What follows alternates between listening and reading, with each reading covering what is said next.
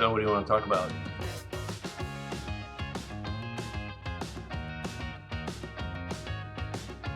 Actually, those spacesuits, we got a few of them around, but they're in pretty high demand. I want to welcome everybody to the Iowa BizCast. This is our second episode of the Iowa Business Council's Iowa BizCast. The whole goal of this is to share great and innovative stories of what our Iowa Business Council members are doing, not only in their own companies and corporations, but also getting a little bit deeper and talking about all the great things that are going on in their communities, in their part of the state, and what's going on. I'm Joe Murphy, the president of Iowa Business Council, and we're so pleased to have you all here with us today. This is a great episode, no pressure, Phil, but we're really looking forward to this conversation. We have Phil Jasper here with us today. Phil is the head of the Collins Aerospace Mission Systems Units based out of Cedar Rapids, Iowa. And in this role, he is responsible for delivering military, government, and civil solutions to help customers worldwide safely and successfully complete their most complex missions. Phil has a bachelor's and a master's degree in aerospace engineering from Iowa State University, a longtime member of the Iowa Business Council, and currently our Iowa Business Council chairman. So Phil, thank you so much for your time. Thanks for joining us today. Thanks for having me, Joe. Pleasure to be here, and always exciting to be able to talk about the great stuff we're doing in our business and in the state of Iowa. So really happy to be here. Great. Well, Phil, let's just take a few minutes and introduce Collins Aerospace and its history in Iowa. You're based in Cedar Rapids, obviously, but probably a lot of folks don't know the history and exactly what Collins is doing, not just here in our state, but nationally and internationally.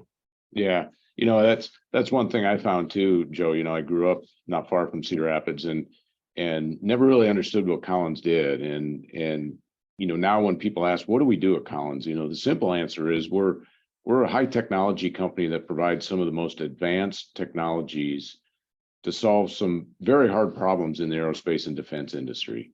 And just a few fun facts in terms of the impact that Collins has, to your point, in the world, is that in every second of every day, there's an aircraft that's taking flight carrying our technology. 90% of all Department of Defense commercial space launches are supported by our products that we make in Collins Aerospace. And we estimate that our advanced systems and engines throughout the RTX Corporation have saved over 1 billion gallons of fuel already, just through the efficiency enhancements that we have. And every day, there's 11 million air travel passengers that are supported by our integrated aviation solutions that we've got and networking throughout the environment. And on the military side, again, more than 70% of the military airborne communications throughout the world are happening over Collins radios, which are produced here in Iowa. And so that's a tremendous impact that we have in the business. And it's that communications element that really is how we got our start in Iowa. Art Collins started the company as a shortwave radio company 90 years ago. And he was very innovative, and the company has continued on that innovation in terms of some first, whether it's the communications with Admiral Byrd on the South Pole, the very first radio transmissions from there. Obviously, the support we provided to radio and navigation equipment in World War II. We're an integral partner to the space race, over 50 years of contributions to the space programs, particularly with NASA. In fact, those very famous words in the video of Neil Armstrong coming off the Apollo lander and stepping on the surface of the moon were transmitted over Collins radios, invented right here in Cedar Rapids, Iowa. And just one other fun fact relative to that is we're all very dependent on GPS, whether it's nav systems in our cars or in our phones. The very first GPS signal ever received anywhere in the world was received right here in Cedar Rapids as the Collins company invented the GPS receiver technology here. So a tremendous input, tremendous history that we've got in the business. And today, now we have about 9,000 employees. So started in Art Collins' house, essentially. Now we're up to 9,000 employees across the state. got two primary business units located here in Iowa, Mission Systems, which is the business I lead, and avionics. And it's not just here in Cedar Rapids that we've got a presence. We've got a facility in Decorah, where we recently added 6,500 square feet to our manufacturing footprint the past couple of years. And West Des Moines facility as well, where we just announced a $14 million additive manufacturing expansion. And that's just the impact of what we do directly from Collins, but we don't do it alone in the state. We have about 450 suppliers in Iowa that help us be successful in our business. So just a great business that really has tremendous impact throughout the world. That's terrific. And the supplier chain is I think such a key component. When we talk about Iowa Business Council members, yes, we represent the largest companies in the state, but those interactions that you all have with small, medium-sized businesses, manufacturers up and down the supply chain is so critical to our overall economy. That's really neat. So Phil, what an amazing history, and how awesome is it that the interactions that a Cedar Rapids, Iowa company enjoys with the Department of Defense, NASA, SpaceWorks, all of that is just tremendous. How has Collins been able to succeed across so many of those decades and all of those areas, and the transitions that the company has undertaken, both in terms of corporate structure, but then also going from communications to GPS and radar and all the like? So how are those transitions gone, and what does the future of the company look like from your perspective? Yeah, Joe, at the heart of all of this is the people that we have, the employees that we have in the business, in the organization, and particularly here in Iowa. We wouldn't be successful without the great workforce that we have. And it's kind of an interesting little anecdote. I talk to a lot of people that have 25 years or more at the company, and I always ask them two questions, same two questions, and that's when you started here, did you think you'd stay here for as long as you have? And inevitably the answer is no. I thought I was going to be here 2 to 3 years and then go off, leave the state, go somewhere else. And so that leads to my second question. So, well, obviously you stayed for quite a bit longer than that. What kept you here? And they said it's two things. It's the technology that we work on that they realize is some of the most advanced technology in the world that we're developing and inventing right here in Iowa. And it's the people that they get to work with in order to go do that. And then I think you wrap around the whole environment of Iowa and the quality of life that we have. I think that's been a real key to us being successful and continuing that success. And it's that workforce that helps us navigate all that change, right? You mentioned all the change that we've gone through, whether that's on the technology side and the products and services and capabilities that we have, or whether that's going through all the mergers and acquisitions that we've been a part of over the past several years as well. But the one thing that hasn't changed is our commitment and our employees' commitment to that innovation to solve those complex problems. Now I think we're in a tremendous place. If you look at the future of our business and where we're going, and across the markets we serve, the space market is tremendous. Look at all the commercial space activity that's happening and the NASA missions returning to the moon. In fact, I mentioned our play in the space race decades ago. For the past 50 years, we're now designing the next generation spacesuit for our astronauts. We were there for the first man on the moon. We're going to be there when humankind returns to the moon as well, in very big ways. On the defense side, we're continuing to expand what we do and how we do it. We recently announced a large expansion in Cedar Rapids for microchip production for our military communication radios. That just is another indication of our dedication to the area, the people that we have. And then you transition to commercial aviation. And if anybody has flown recently, there's a lot of demand for commercial aviation. And what we do there, from the avionics and the advanced systems going into our aircraft, or the connectivity that's required in order to make sure that all of those aircraft get to where they need to be with their passengers safely and as efficiently as possible, all enabled by Collins Aerospace and right here in Eastern Iowa and in fact throughout the state. You look across all those segments that we play, we're in some really good areas right now as a business. So the future looks great from not just markets, but the technology and where we're taking this company into the future. Incredible. I mean, what a great operation, but any operation needs people and needs Yep. workforce. And, the workforce continues to be sort of the main topic of our Iowa Business Council meetings that you chair every quarter.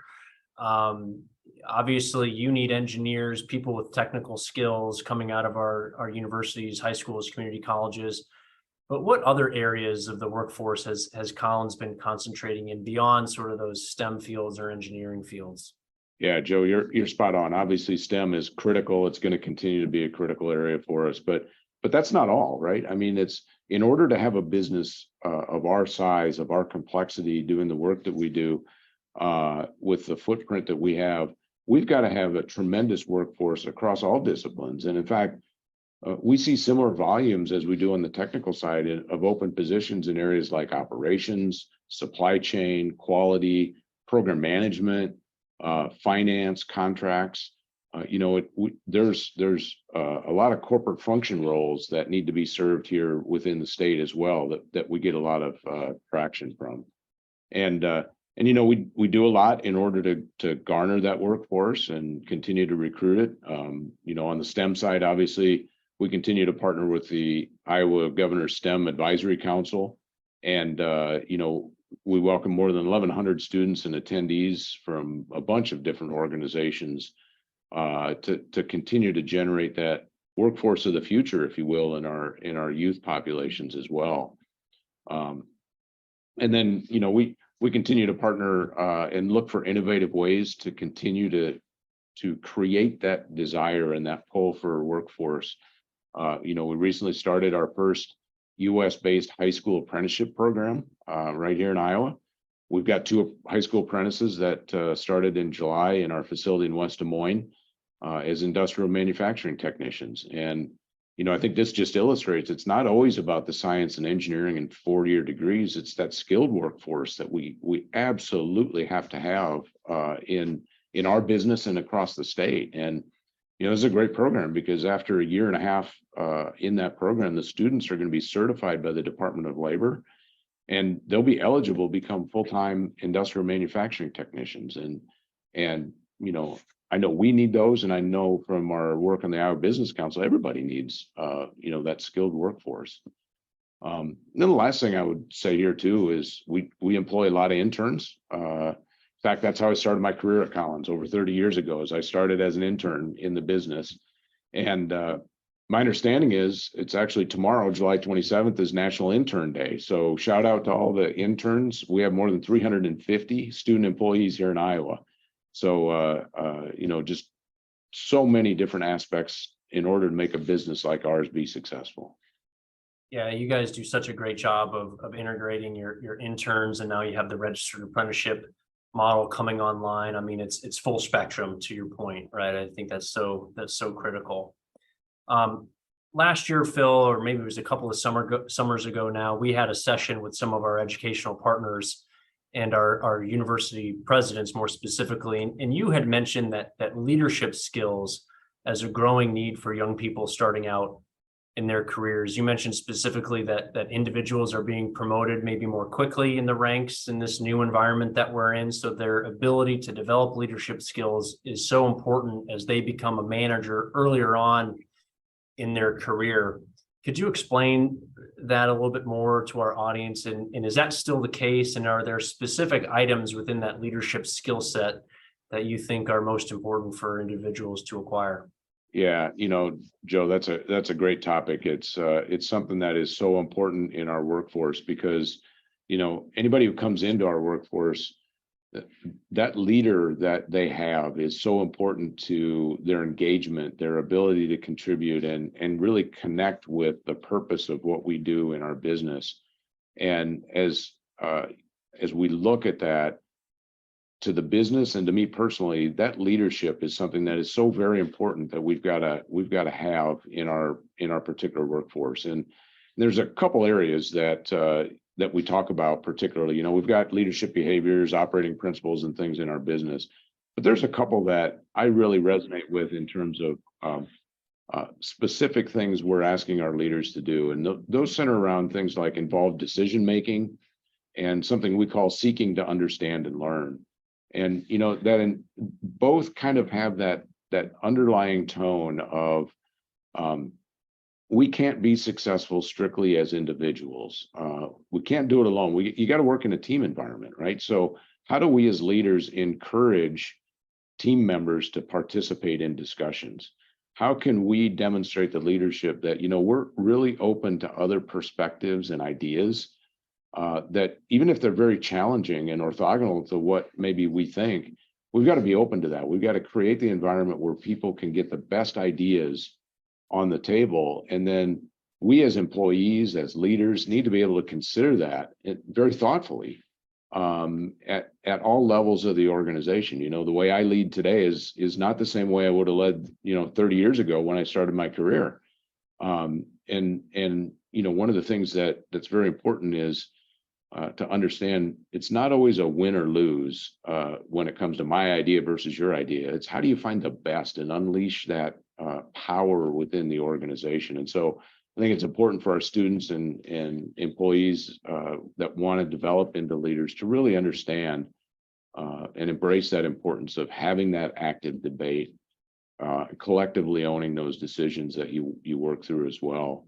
And being adaptable and agile, changing our personal views through here as we go. So it's, those are a couple areas I would highlight that are really critical to leadership skills that I think we're asking our workforce and our students in particular to be thinking about.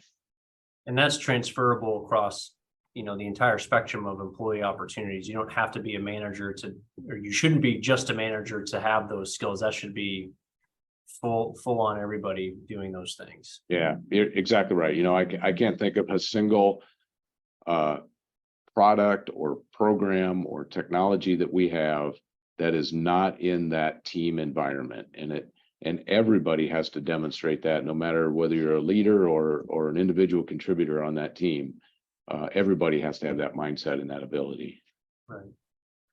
One of the things that Collins has had really good success in is recruiting military personnel into your organization. And you talk about leadership skills. Obviously, that's a huge component of that.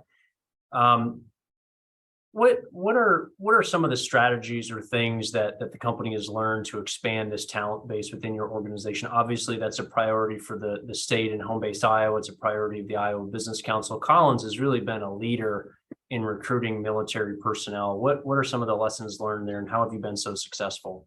Yeah, great point, Joe. And it's that workforce, those veterans, the military men and women that are out there sacrificing for us every day, that are very important to us because they're our customers today.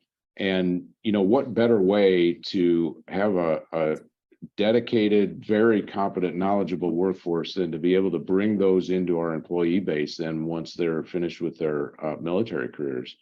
So we've built a veteran recruitment team within the organization and have launched a partnership with the Department of Defense Skill Bridge program. And, essentially this is a 180-degree fellowship, internship, what do you want to call it, for transitioning veterans that allows them to gain some civilian experience before they are completely separated from the military. And, this year we're on track to have 20 Skill Bridge fellows. And, many of those will join the Collins team once they officially retire. In addition to that, we've got our employee resource groups, or ERGs. These are employee-led groups whose aim is to really foster that diverse and inclusive workforce. And one of those ERGs is our Veterans ERG. And that really helps shape our leaders, help us to do recruiting in terms of maybe some unique thoughts and considerations when hiring veterans and helping them through that transition period, helping them access events, career fairs, workshops, et cetera. And then to be there as a mentor. for those that are joining our workforce. All of those are very effective. And the last thing I would say is obviously within Collins and particularly within my business, so much of our work is with the Department of Defense and global militaries throughout the world, that we employ a high degree of veterans in our business development organization. And we found what a better way to bring someone in who's actually used our products, that can really be honest with us to say, this is what worked, this is what didn't, this is how I would make it better, to bring that into then our technology development, but then also to go back out to the communities which they came from within the armed services, and really help us build that bridge and that connectivity, continued connectivity to our customers, to advocate for our company and to bring back the latest trends they're seeing from our military customers as well. Yeah, what a great process, that it goes both ways. That's a great reminder. So you talk about, bringing in military personnel, a great relationship there, bringing in interns and young people. But what about, other members of the team, that you're recruiting into Collins, specifically into Cedar Rapids, who might be outside of the state? One of the things that we spend a lot of our time, Phil, talking about in our meetings, our business council meetings, is the need to grow the population in Iowa. So as you're recruiting someone to your company, what are some of the aspects of Iowa that you highlight to entice them to make that move to Iowa, but then specifically Cedar Rapids? Yeah, Joe, to me, granted, I'm a little biased. I'm a native Iowan. I grew up here. I work here, but to me, the answer is really simple, and it's all around the great quality of life that we have here. You look across Iowa, we have great jobs, we have great people, some of the friendliest people anywhere that I've ever met. We've got low cost of living, easy commutes, great recreation and entertainment options, and it's just such a welcoming environment where you can have, you get to experience the good old, Midwestern hospitality and friendliness, but you can have a real career here in a great industry, great quality of life, raise a family that you can put in some great schools in the organization. And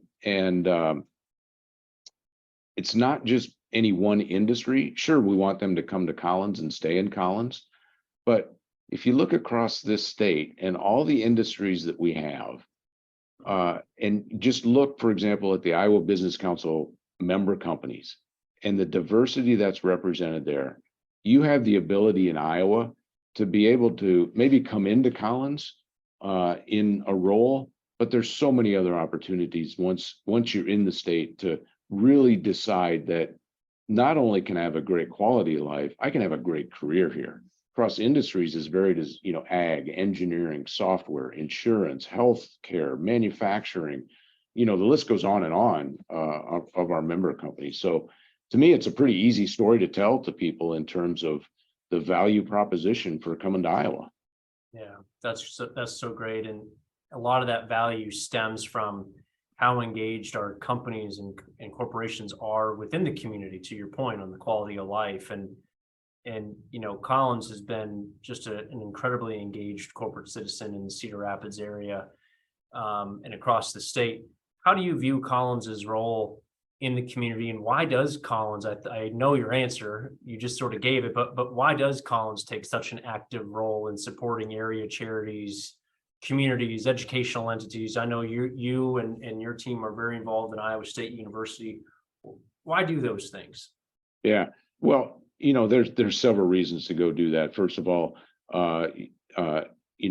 these are the communities, the places where we live, and those communities are providing great opportunities for us to have that great quality of life, to have the great educational system, and we owe it to our communities to give back to them and to provide. And anybody who's employed at Collins is honestly very, very fortunate. And there are those in our communities and around the state that don't always have the same opportunities that we have. And our goal is, how do we help those individuals as well as our own employees in the organization, such that we can have vibrant communities that our employees call home and that can participate and get involved with, from local school boards, nonprofit volunteering, coaching youth sports. We've got over 9,000 community members throughout the state that can all contribute and give back to the state. And part of it is that recruiting element, making sure that we've got those vibrant communities so we can recruit the employees of the future.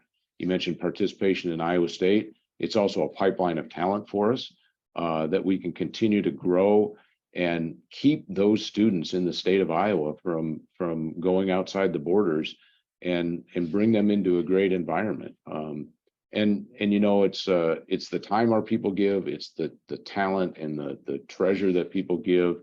And that's why, within Collins, in addition to our big economic impact, we have philanthropic giving of nearly $3 million across the state of Iowa on an annual basis. Yeah, it's just incredible. What you guys definitely do it the right way. And, we certainly appreciate that. And that's something that I think we all need to kind of spend a little bit more time talking about to make sure people understand just the great things that come out of what businesses are doing for their communities. I think that's so important. So Phil, we're going to introduce a new segment here. You're our first go at this based on some audience feedback from our last episode with David Audi from John Deere. But people are interested in you and your views on things and what you're consuming and doing. And so I'm going to give you maybe a series of rapid questions. Take as much time as you want, but some of the feedback a little bit more personal in nature. So what book are you currently reading, or what have you recently finished that you've enjoyed and would recommend to folks? Yeah. So actually, I'm reading two books currently. One of the things I like to read is a lot of historical books, and particularly stories about things that maybe aren't as well known. And the two books I'm reading right now are both tied into World War II. One is called Lethal Tides, and one is called Operation Columba. The Lethal Tides is all about the war in the Pacific and how Mary Sears really was a pioneer in oceanography and helping understand how tides work, how the ocean environment works, to prepare our military forces for landing as they were island hopping through the Pacific, and how much that was an innovative way to apply science to that particular element. Operation Columba is about carrier pigeons from the UK and how they use those to get behind enemy lines, to get intelligence from people and farmers that found these pigeons, organizing into many resistance groups and intelligence gathering groups that then they would take great risks to get that information back on the carrier pigeons. And so great examples there. And while I enjoy the historical aspect of it, one of the things I always look for in those is the leadership elements of the people that were involved with that. And some of like Mary Sears she was the only female in some of these oceanographic leadership positions, and just some of the biases and trends she had to fight through, and just the human nature and spirit of just battling through some of that and providing that leadership to others. One other one that business related that I just finished is a book called Good Strategy, Bad Strategy. Actually, it's one of the best books I've read around strategy in a business perspective. What is a good one? How do you develop it? What's not good strategies? With some real great world examples. So highly recommend that for people that are thinking about strategy and positioning of their business. Great. I'm adding all three of those to my Goodreads list. Yeah.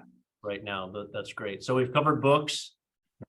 Are you binge watching anything, Phil Jasper, on Netflix or Amazon or something else? Yeah. HBO Prime. Yeah, actually, there's two that I'd highlight there, Joe. One is Jack Ryan. Of course, in my line of business, dealing with the military and all that, I got to watch Jack Ryan. So I got one episode left in the final season. So if you've seen it, don't spoil it for me. We're watching it. The other one is kind of different. It's called Clarkson's Farm. It's Jeremy Clarkson, and he's a British automotive journalist. And he's had a series of shows like Top Gear and Grand Tour and things on Amazon. And it's kind of a humorous look at farming in the UK. But the reason I like it is there's so many parallels to what farmers experience here in Iowa, and how hard the job is, and the trials and tribulations that you have to go through, and the successes that you can see. And while there's a lot of humor and a few things in there that are done probably for production's sake, I'll say, I think it's a great series to watch, just to see all of the things that a farmer has to go through in order to be successful. Yeah, and there's a lot of steps. Absolutely. Phil, the last question I have in this sort of lightning personal round is, how do you stay informed in news, either industry specific or financial news or just news of the day? How do you stay informed on that? How do you channel your reading? You have a very big job at Collins.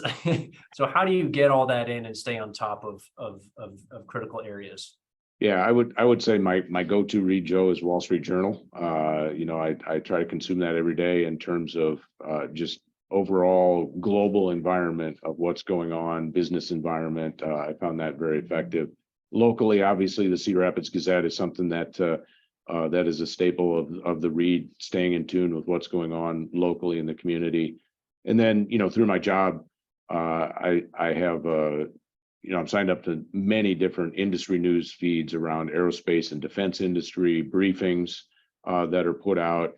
And some of those a lot of those are external sources, but then also internal sources as well, particularly from our business development organizations and government relations organizations, just in terms of the climate, the type of actions and bills that are making their way through that could have a potential impact on our business. That's right. Very good. Well, Phil, thank you so much for taking the time, spending a half hour with us on the Iowa Business Council's Iowa BizCast. Thank you so much for chairing our organization. We really appreciate your leadership, your wisdom, your counsel. You've been a terrific chair, and I'm not just saying that because you're my boss. You really are. Thank you for everything that you're doing for the community and for my adopted Iowa hometown of Cedar Rapids. It's just tremendous what you all are doing. Any last words you'd like to leave us with today, Phil? No, thanks for having me, Joe, and thank you for leading the Iowa Business Council. This organization, as I come to find out, is, I think, a thought leader in the nation and a best practice that a lot of other states could emulate, just in terms of bringing together such a diverse set of industries and businesses to really advocate for the state. I'm just so honored to have the ability to chair this great organization.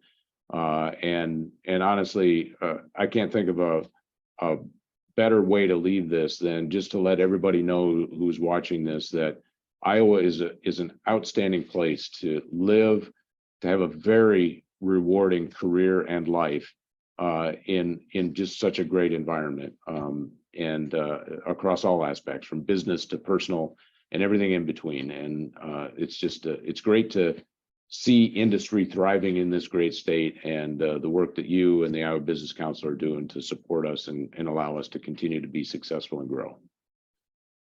Couldn't have said it better myself. What a great place to leave it. Thank you, Phil. Thanks so much for your time today. You bet. Thank you. Bye. Thanks everybody for watching. We'll be back next month with an episode, so be on the lookout for an email announcing that. Have a great week, everyone. Stay cool.